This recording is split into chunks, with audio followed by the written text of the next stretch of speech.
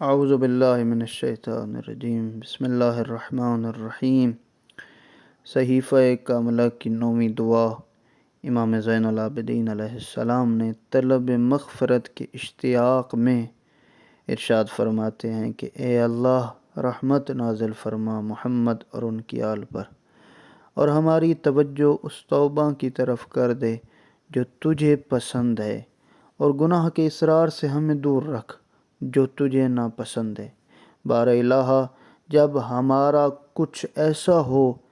ہماری کسی کوتاہی کے باعث دین کا زیاں ہوتا ہو یا دنیا کا، تو نقصان دنیا میں قرار دے کہ جو جلد فنا پذیر ہے، عفو و درگزر کو دین کے معاملے میں قرار دے جو باقی و برقرار رہنے والا ہے۔ اور جب ہم ایسے دو کاموں کا ارادہ کریں کہ ان میں سے ایک تیری خوشنودی کا اور دوسرا تیری ناراضی کا باعث ہو، تو ہمیں اس کام کی طرف مائل کرنا جو تجھے خوش کرنے والا ہو، اس کام سے ہمیں بے دست و پا کر دنیا جو تجھے ناراض کرنے والا ہو، اور اس مرحلے پر ہمیں اختیار دے کر آزاد نہ چھوڑ دے، کیونکہ نفس تو باطل ہی کو اختیار کرنے والا ہے، مگر جہاں تیری توفیق شامل حال ہو، اور برائی کا حکم دینے والا ہے مگر جہاں تیرا رحم کار فرما ہو۔ بار الہ، تو نے ہمیں کمزور اور سست بنیاد پیدا کیا ہے، پانی کے ایک حقیر قطرہ جسے نطفے سے خلق فرمایا ہے۔ اگر ہمیں کچھ قوت و تصرف حاصل ہے تو تیری قوت کی بدولت، اور اختیار ہے تو تیری مدد کے سہارے سے، لہٰذا اپنی توفیق سے ہماری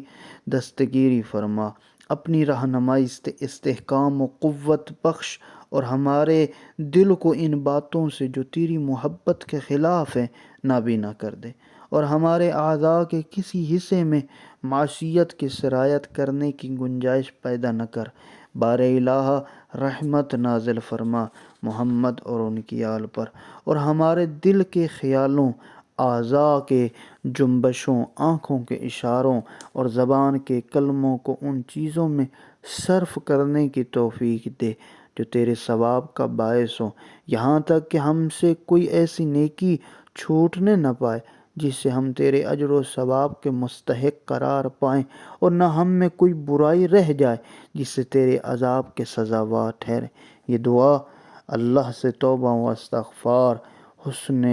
عمل کی توفیق، مغفرت و خوشنودی کی طلب پر ہے، جہاں پر امام علیہ السلام نے بڑی عاجزی کے ساتھ ذات پروردگار کے حضور دعا کی ہے۔ اسی طرح اللہ کا ایک ارشاد، جو مصیبت بھی تم پر وارد ہوتی ہے وہ تمہارے ہاتھوں ہی کی کمائی ہوئی ہوتی ہے۔ پھر فرماتے یہ گناہ کے نتائج، اثرات کبھی دینی نقصان کی صورت میں رونما ہوتے ہیں، جیسے سلب توفیق عبادت سے بے رخی،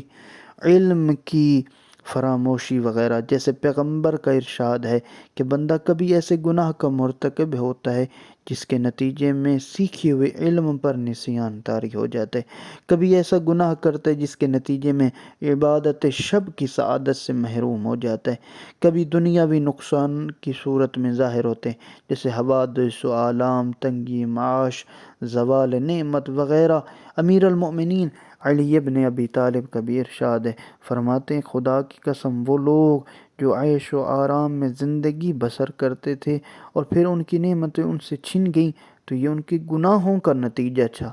جن کا وہ ارتکاب کرتے تھے۔ امام علیہ السلام نے اس دعا میں دینی اور دنیاوی دونوں نقصانوں کا ذکر کیا ہے، لیکن امام نے وہاں پر دنیا کے نقصان کو ترجیح دی ہے، لیکن دین کے نقصان کو کہا کہ ذات پروردگار اس سے بچانا۔ دنیا کا نقصان انسان سہ سکتا ہے، وہ کم وقت میں ہوتا ہے اور ختم ہو سکتا ہے، لیکن جو دین کا ہوتا ہے، جو آخرت کا ہوتا ہے، وہ انسان کو بہت مصیبت میں ڈال سکتا ہے۔ دعا ہے ذات پروردگار ہمیں حقیقی معنی میں توبہ کرنے کی توفیق عطا فرمائے، آمین۔